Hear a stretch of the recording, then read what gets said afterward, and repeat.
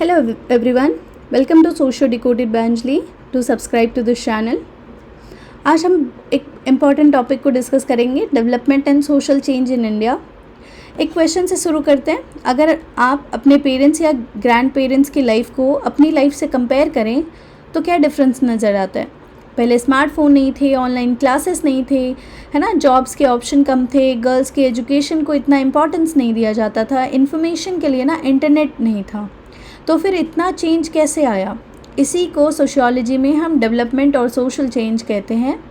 तो आज हम समझेंगे कि डेवलपमेंट सोशल चेंज क्या है और इसका थ्योरीज इसके थ्योरीज क्या हैं, इंडिया में सोशल चेंज कैसे हुआ, पॉजिटिव और नेगेटिव इम्पैक्ट क्या है, कंटेम्प्रेरी ट्रेंड्स क्या हैं। तो चलिए शुरू करते हैं। डेवलपमेंट एंड सोशल चेंज होगा यहाँ पे। ओके, सो मीनिंग को समझते हैं। सबसे पहले समझते हैं कि इसका क्या है। तो डेवलपमेंट एंड सोशल चेंज ना एक ऐसी प्रोसेस है जो सोसाइटी में ना प्रोग्रेस और ट्रांसफॉर्म लेके आती है। ठीक है, ट्रांसफॉर्मेशन लेके आती है।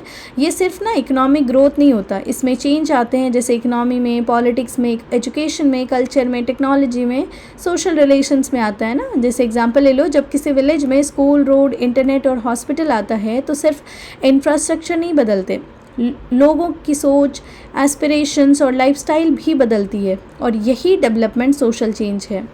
इनके फीचर्स की बात करें तो जैसे कि सबसे पहले आता है मल्टी डायमेंशनल प्रोसेस, यानी सिर्फ इकोनॉमिक चेंज नहीं, सोशल, पॉलिटिकल, कल्चरल और टेक्नोलॉजिकल चेंज भी होना ज़रूरी है। दूसरा है कंटिन्यूस प्रोसेस, यानी सोसाइटी कॉन्स्टेंटली चेंज होती रहती है, जैसे चेंज कभी रुकती नहीं है। तीसरा है वैल्यू ओरिएंटेड, एम होता है कि बेटर क्वालिटी ऑफ लाइफ होना चाहिए, इक्वालिटी होनी चाहिए, ह्यूमन वेलफेयर।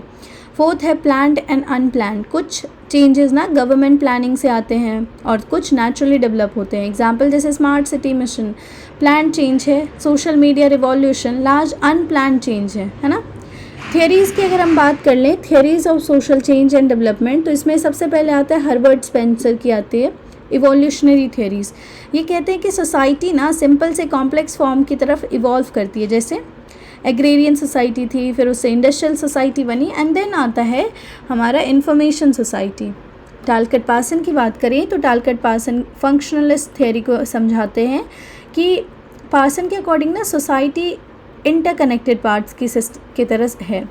जैसे चेंज तब आता है जब सोसाइटी नए सिचुएशन के अकॉर्डिंग अडाप्ट करती है। जैसे ऑनलाइन एजुकेशन कब आया? जब कोविड का टाइम आया तो एजुकेशन सिस्टम ने अडाप्ट किया, है ना। ये एक एग्जांपल है। मार्क्सिस्ट थियरी की बात करें कार्ल मार्क्स के कॉन्टेक्स्ट में, तो मार्क्स कहते हैं कि सोशल चेंज क्लास कॉन्फ्लिक्ट से आता है। जब इनइक्वालिटी बढ़ जाती है तो स्ट्रगल होता है और सोसाइटी ट्रांसफॉर्म होती है। एग्जाम्पल जैसे लेबर राइट मूवमेंट्स, है ना। मॉडर्नाइजेशन थ्योरी की बात कर लेते तो इस थ्योरी के अकॉर्डिंग डेवलपमेंट का मतलब है ट्रेडिशनल सोसाइटी से मॉडर्न सोसाइटी की तरफ ट्रांजिशन। एग्जांपल जैसे इंडस्ट्रियलाइजेशन, अर्बनाइजेशन, एजुकेशन, टेक्नोलॉजी, ये सारे। ठीक है, अगर हम फैक्टर्स की बात कर लें, फैक्टर्स ऑफ सोशल चेंज की, तो देखते हैं कि इंडिया में सोशल चेंज किस फैक्टर से आया है। सबसे पहले इकोनॉमिक ग्रोथ की वजह से। जब इकॉनमी ग्रो करती है तो अपॉर्चुनिटी बढ़ती है। टेक्नोलॉजी दूसरा रीज़न कि इंटरनेट और स्मार्टफोन ने सोसाइटी को कम्प्लीटली ट्रांसफॉर्म कर दिया। एग्जांपल जैसे आज विलेज का स्टूडेंट यूट्यूब से पढ़ाई कर रहा है ना। एजुकेशन की बात करें तो एजुकेशन अवेयरनेस और मोबिलिटी को इंक्रीज़ करती है। फिर आता है अर्बनाइजेशन, सिटीज़ ना नए आइडियाज़ और अपॉर्चुनिटी क्रिएट करती है। फिर आता है डेमोक्रेसी, पॉलिटिकल पार्टिसिपेशन बढ़ता है इससे। सोशल मूवमेंट की बात कर ली तो जैसे कि वुमेन मूवमेंट, दलित मूवमेंट, एनवायरमेंटल मूवमेंट, ये सारे चेंज लाते हैं। ग्लोबलाइजेशन यानी ग्लोबल कल्चर और इकोनॉमी का ना इन्फ्लुएंस के बारे में की वजह से जो है फैक्टर्स प्ले करता है सोशल चेंज में। प्रोसेस की बात करें तो कि कैसे सोशल चेंज आता है, तो सबसे पहले होता है इंडस्ट्रियलाइजेशन। जब ना एग्रीकल्चर बेस्ड इकोनॉमी से इंडस्ट्री बेस्ड इकोनॉमी की तरफ शिफ्ट होता है ना, तो पहला स्टेप होता है ये सोशल चेंज का, जैसे कि जमशेदपुर और भिलाई, है ना। फिर आता है अर्बनाइजेशन, जब इंडस्ट्रियलाइजेशन होगा तो अर्बनाइजेशन ही उसके बाद होगा कि विलेज से लोग सिटी की तरफ मूव करेंगे। फिर उसके बाद जो है सिटी में डेवलपमेंट स्टार्ट होगी, और जब वो डेवलपमेंट स्टार्ट होगी तो मॉडर्नाइजेशन आएगा सिटी में, है ना। साइंटिफिक थिंकिंग और रैशनल आउटलुक का ग्रोथ होगा। एंड जब ये हो जाएगा तब डेमोक्रेटाइजेशन होगा, मतलब लोग अपने राइट्स, पार्टिसिपेशन के बारे में पूछेंगे, जानेंगे, उसमें पार्टिसिपेट करेंगे, प्रमोट करेंगे, इक्वालिटी के बारे में बात करेंगे, है ना। फिर आएगा सोशल मूवमेंट। सोशल मूवमेंट की कलेक्टिव एक्शन है, अगर कुछ पसंद नहीं आया तो लोग उसके लिए मूवमेंट करेंगे कि हमें इसके लिए, जैसे कि वुमेंस राइट, लेबर के लिए मूवमेंट होता है, एनवायरनमेंट के लिए मूवमेंट होता है ना। एजुकेशन कम्युनिकेशन की वजह से ये होता है, स्प्रेड होता है एजुकेशन का, मीडिया अवेयरनेस करती है लोगों को, न्यू एस्पिरेशंस देते हैं, है ना। एंड देन आते हैं स्टेट इंटरवेंशन। स्टेट फिर इंटरवेन करती है, नई प्लानिंग बनाते हैं, नई स्कीम्स लाते हैं, प्रोग्राम्स लाते हैं, उससे चेंज आता है। अगर हम कुछ पैटर्न ऑफ डेवलपमेंट की बात करें कि कैसे किस पैटर्न में डेवलपमेंट होता है, तो अग्रेरियन से इंडस्ट्रियल या सर्विस इकॉनमी, एग्रीकल्चर से ना इंडस्ट्री और सर्विस सेक्टर की तरफ शिफ्ट होना। दूसरा, ओल्ड कस्टम के साथ ना मॉडर्न वैल्यूज़ का कोएग्जिस्टेंस, यानी traditional to modern values. Caste basis से लेके मेरिट के बेसिस तक ट्रांसफॉर्म होना। पहले ना कास्ट सिस्टम पे जॉब मिलती थी या आपके स्टेटस डिसाइड होते थे, अब आपकी मेरिट के बेसिस पे होता है ना। जॉइंट फैमिली से न्यूक्लियर फैमिली बन रहे हैं, लोकल से ग्लोबल सोसाइटी हो रही है, अब ग्लोबल कल्चर का इन्फ्लुएंस बढ़ता जा रहा है ना। लिटरेरी टू हायर एजुकेशन, पहले बस बेसिक एजुकेशन था, आज हायर एजुकेशन परस्यू करते हैं लोग। ये सारी चीज़ें जो है इनके पैटर्न्स हैं। अब अगर हम एरिया ऑफ सोशल चेंज की बात करें तो सबसे पहले इसमें आता है हमारा इकोनॉमिक चेंज, जैसे कि ग्रीन रिवॉल्यूशन हो गया, IT revolution, consumer culture, UPI बोल लो या डिजिटल इंडिया बोल लो, ये इकोनॉमिक चेंज है ना। सोशल चेंज की बात करें तो जैसे अनटचेबिलिटी में डिक्लाइन आना, विमेन का एम्पावरमेंट होना, सोशल मोबिलिटी इंक्रीज़ होना, है ना। फिर अगर हम पॉलिटिकल चेंज की बात कर लें तो जैसे कि डेमोक्रेसी स्ट्रॉन्गर हुई, पंचायती राज इंस्टीट्यूशन आया, डिसेंट्रलाइजेशन हुआ, पावर शेयर हुई लोकल लेवल पे, है ना।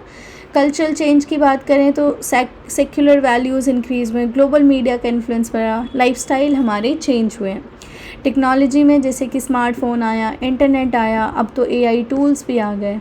उसके बाद इन्वायरमेंटल चेंज की बात करें तो जैसे कि क्लाइमेट चेंज और सस्टेनेबिलिटी पे फोकस।